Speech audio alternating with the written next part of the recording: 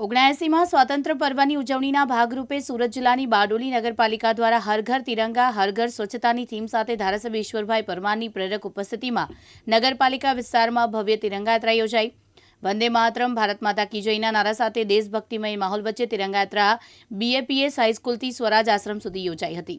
આવતીકાલે 15મી ઓગસ્ટ સ્વાતંત્ર્ય પર્વની ઉજવણીઓ સમગ્ર દેશમાં થવાની છે, ત્યારે એ ઉજવણીના ભાગરૂપે સમગ્ર ભારતમાં 15મી ઓગસ્ટ અગાઉ 12મી તારીખ, 13મી તારીખ, 14મી તારીખ એમ તિરંગા યાત્રાઓ થઈ રહી છે। ત્યારે તેના ભાગરૂપે આજે બારડોલી ખાતે સરદાર સાહેબની કર્મભૂમિ બારડોલી નગરમાં આજે બારડોલીની BAPS હાઈસ્કૂલથી લઈને સ્વરાજ આશ્રમ સુધી તિરંગા યાત્રા કાઢવામાં આવી।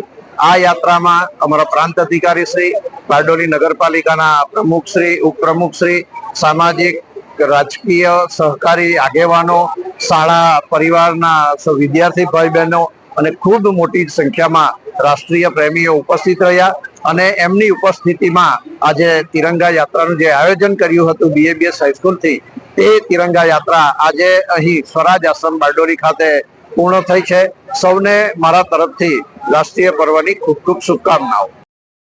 રમેશ ખંભાતી, દિવ્યાંગ ન્યૂઝ, બારડોલી, સુરત।